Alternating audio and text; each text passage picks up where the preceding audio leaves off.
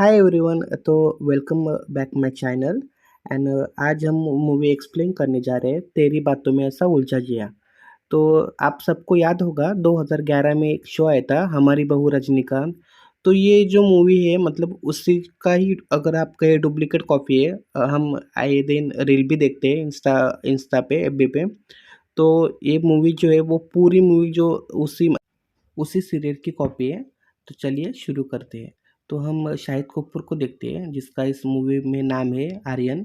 आर्यन अग्निहोत्री। और वो एक बहुत ही बढ़िया वाले आईटी कंपनी में इंडिया में काम करता है।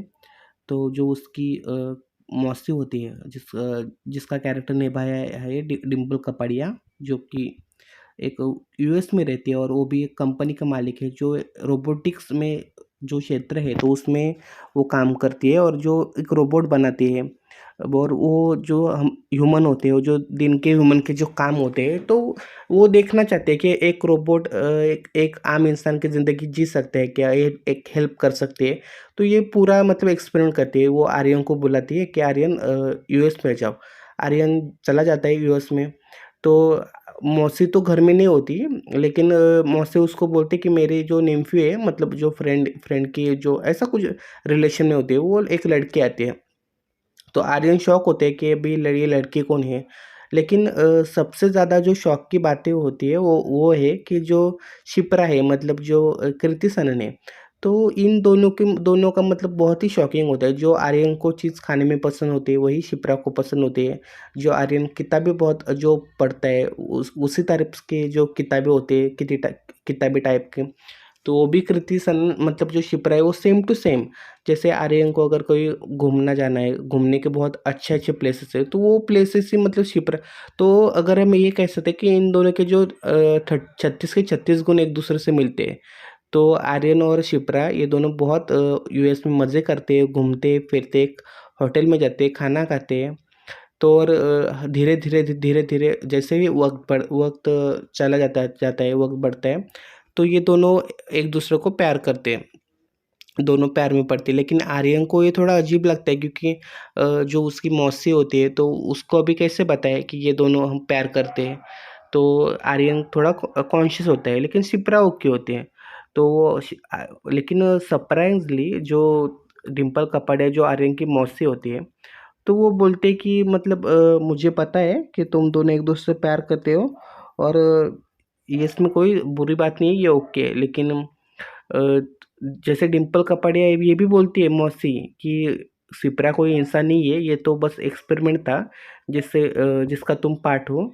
कि मैं ये जानना चाहती थी कि अगर कोई रोबोटिक्स हम इंसानों के बीच में अगर चला जाए, तो वो इंसान पहचानता है कि नहीं, या इंसान इंसान की जो फीलिंग है, जो इंसान की इमोशन है, वो समझता है कि नहीं। तो आर्यन तो बहुत शॉक होता है कि ये क्या हुआ, अभी मैं तो उससे प्यार करने लगा हूँ।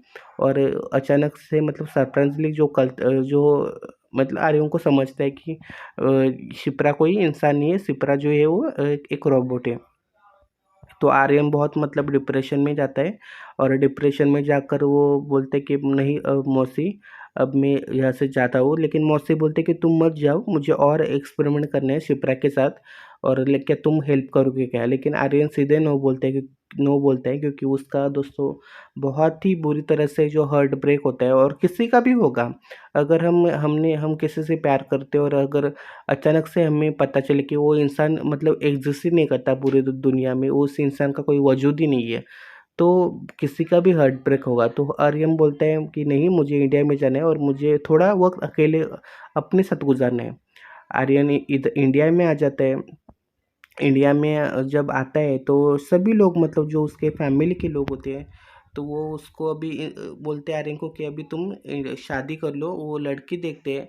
लेकिन आर्यन भी इतना डिप्रेशन में हो जाता है कि मतलब शादी के लिए हाँ बोलते हैं। लेकिन उसको पता नहीं क्या होता है, लेकिन वो जो लड़की देखने की सगाई के दिन भाग जाता है, यूएस में जाता है। और आंटी को बोलता है कि मौसी को बोलते हैं कि मैं रेडी हूँ, आप शिप्रा को लेकिन इंडिया में भेजिए, क्योंकि इवेंचुअली आपको जो शिप्रा को जो रोबोट इसको लॉन्च करना है वो तो इंडिया में करना है। तो आर्यन किसी तरह से अपनी मौसी को मतलब कन्विंस कर लेते हैं। तो मौसी बोलती है हाँ ठीक है, ले जाओ, लेकिन ख्याल रखना। तो आर्यन सबको शिप्रा से मिलवाते हैं, लेकिन उनको कहता है कि ये लड़की है और ये अनाथ है, इसलिए इससे मैं प्यार प्यार करता हूँ और मुझे इससे शादी करनी है। तो ऐसे शिप्रा भी बहुत अच्छी तरह से घुल मिल जाती है, लेकिन एक दिन जो आर्यन का जो भाई होता है तो वो देख लेता है चुपके से शिप्रा को अपने पैर में चार्जिंग करने के लिए। शिप्रा से पूछता है कि ये तुम क्या कर रहे हो? तो शिप्रा तो रोबोट है, वो बोलते हैं कि मैं एक रोबोट हूँ, मैं ऐसा ऐसा हुआ है। तो वो लेकिन जो आर्यन है वो उस शिप्रा उसके भाई को डराते कि अगर तुमने ये बोला किसी को बताए तो ये रोबोट बहुत डेंजर है, ऐसा है वो थोड़ा कॉमेडी सीन है। तो लेकिन जब छत पे जाते हैं तब आई मीन लोग तो बातें करते कि ये लड़की थोड़ी अजीब है, ये है, तो वही उनका चल रहा होता है। लेकिन अचानक से एक लाइट शट डाउन होती है तो शिप्रा का थोड़ा जो दिमाग है वो हिल जाता है दोस्तों, क्योंकि जो इवेंचुअली शिप्रा रोबोट है उसमें मैलवेयर फंक्शन भी आते हैं, वायरस भी जाता है। तो वो पूरी मतलब अजीब तरह से बिहेव करने लगती है, वो किसी किसी को भी उल्टा बोलने लगती है, कुछ भी बोलने लगती है और टेढ़ी-मेढ़ी चलती है, मतलब ऐसा खास कोई जवाब भी उल्टे देती है। और जो शादी वाले दिन होते हैं तो शादी में वो मतलब आइटम सॉन्ग करने लगती है, नाचने लगती है।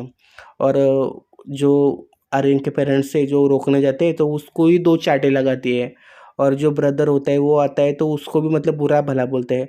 तो आर्यन का तो दिमाग मतलब खराब हो जाता है, तो जो शादी का तलवार जो आर्यन के हाथ में होता है, जो दूल्हा शादी में तलवार लेकर मतलब बैठता है पाट पे, तो वो आ जाता है और शिप्रा को 2-3 तलवार के फटके देते हैं, तो फिर शिप्रा शट डाउन होती है और सबको पता लगता है कि ये क्या है और कैसा है।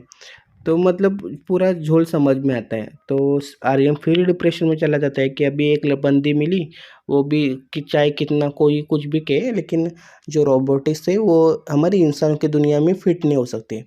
और बहुत थोड़ा हमें भी एज अ ऑडियंस पे हार्ट ब्रेक लगता है कि इतनी जल्दी ये क्लाइमैक्स नहीं खोलना था, आई मीन ऑफ कोर्स। तो लेकिन थोड़े दिन हो जाते हैं तो आर्यन मतलब जो मौसी बोलते हैं कि क्या हुआ है, ऐसा ऐसा हुआ है, पूरा मतलब बताते हैं। तो ये मौसी है तो मतलब जो डिम्पल कपाड़िया है वो जो शिप्रा का जो जैसे पॉइंट ज़ीरो होता है वैसे एक नेक्स्ट लेवल वर्जन बनाते हैं, उस वर्जन में से आर्यन की यादें निकलती है और आई मीन जो कुछ भी आर्यन के बीच में होता है वो सभी उसका यदि हम कहें तो सॉफ्टवेयर अपडेट करती है और हुबेहूब जो शिप्रा जैसे क्लोन है वो लॉन्च करती है। तो आर्यन बोलता है कि जो चाहे करो मुझे फ़र्क नहीं पड़ता। आई मीन तो जैसे शिप्रा लॉन्च होती है तो इस उसका फ्रेंड देखता है कि शिप्रा जो न्यू वर्ज़न होते हैं वो आर्यन को चुपके से मतलब देखती है।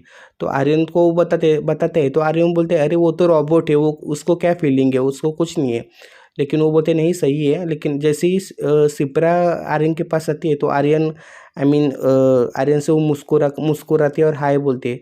तो आर्यन को भी अच्छा अजीब लगता है कि ये तो रोबोट है, रोबोट को इसकी मेमोरी नहीं कुछ नहीं। लेकिन हम ऑडियंस मूवी ख़त्म होती है और ऑडियंस को दिखाते हैं, आई मीन कहानी अभी बाकी है। तो इससे यही साबित होता है कि आई मीन जो इस मूवी का जो सेकंड पार्ट है वो अभी आने वाला है, अब बहुत ऑब्वियसली टाइम लगेगा और आएगा तो हम आपको जो एक्सप्लेन भी करेंगे। तो प्लीज़ अगर मूवी अच्छी लगे तो वन टाइम वॉच है, प्लीज़ सब्सक्राइब कीजिए। Thank you so much.